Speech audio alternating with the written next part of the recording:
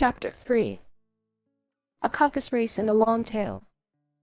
They were indeed a queer-looking party that assembled on the bank, the birds with draggled feathers, the animals with their fur clinging close to them, and all dripping wet, cross, and uncomfortable. The first question, of course, was how to get dry again. They had a consultation about this, and after a few minutes it seemed quite natural to Alice to find herself talking familiarly with them, as if she had known them all her life. Indeed, she had quite a long argument with the Lory, who at last turned sulky, and would only say, "I am older than you, and must know better," and this Alice would not allow without knowing how old it was, and as the Lory positively refused to tell its age, there was no more to be said. At last the Mouse, who seemed to be a person of authority among them, called out, "Sit down, all of you, and listen to me. I'll soon make you dry enough." They all sat down at once, in a large ring, with the Mouse in the middle. Alice kept her eyes anxiously fixed on it, for she felt sure she would catch a bad cold, if she did not get dry very soon. "Ahem," said the Mouse with an important air. "This is the driest thing I know." Silence all round, if you please. William the Conqueror, whose cause was favoured by the Pope, was soon submitted to by the English, who wanted leaders, and had been of late much accustomed to usurpation and conquest. Edwin and Morcar, the Earls of Mercia and Northumbria. Said the Lory with a shiver. "I beg your pardon," said the Mouse, frowning, but very politely. "Didn't you speak?" said the Lory hastily.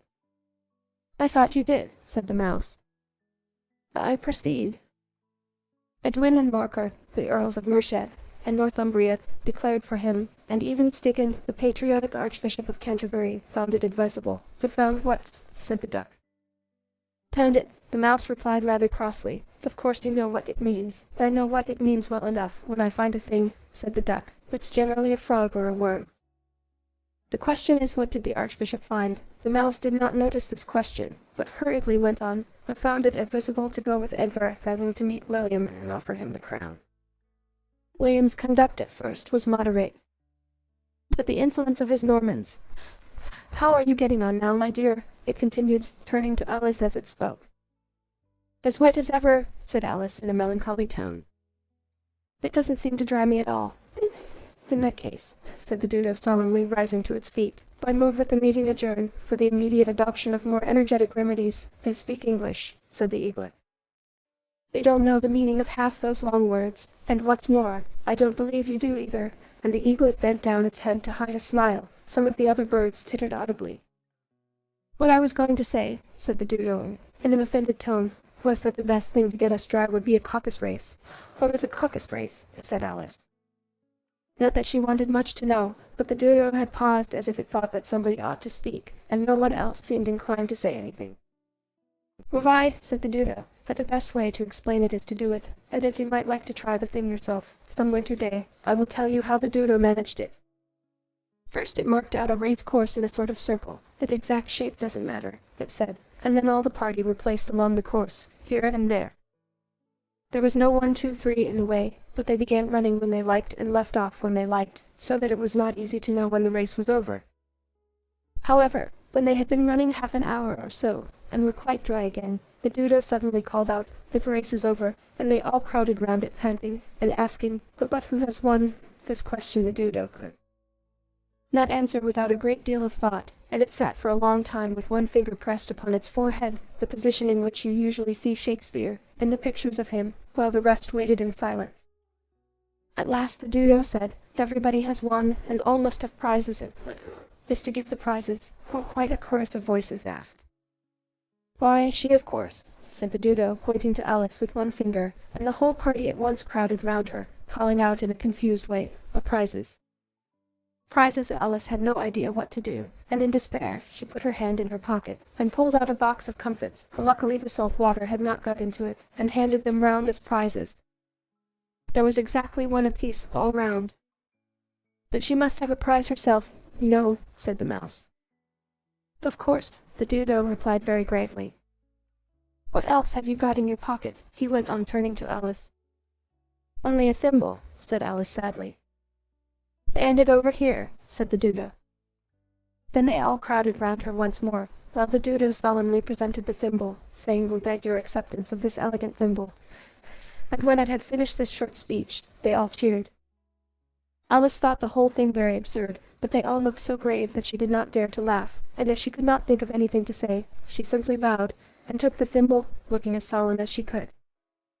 The next thing was to eat the comfits. This caused some noise and confusion, as the large birds complained that they could not taste theirs, and the small ones choked and had to be patted on the back. However, it was over at last, and they sat down again in a ring, and begged the mouse to tell them something more. "You promised to tell me your history, you know," said Alice, "and why it is you hate," and she added in a whisper, half afraid that it would be offended again. "Mine is a long and a sad tale," said the mouse, turning to Alice and sighing. "What is a long tail?" "Certainly," said Alice, looking down with wonder at the mouse's tail. "But why do you call it sad?" And she kept on puzzling about it while the mouse was speaking, so that her idea of the tale was something like this. The fury said to a mouse, that he met in the house, "Let us both go to law. I will prosecute you, and I'll take no denial. We must have a trial, for really this morning I've nothing to do," said the mouse to the cur. "To such a trial, dear sir, with no jury or judge, would be wasting our brief. I'll be judged, I'll be jury," said cunning old Fury. "I'll try the whole cause, and condemn you to death." "What are you thinking of? I beg your pardon," said Alice very humbly. "We had got to the fifth bend. I had not," cried the mouse, sharply, and very angrily. "Did not," said Alice, always ready to make herself useful, and looking anxiously about her. "Oh, do let me help to undo it." "I shall do nothing of the sort," said the mouse, getting up and walking away. "Do you insult me by talking such nonsense, sir? I didn't mean it," pleaded poor Alice. "But you're so easily offended, you know," the mouse only growled in reply.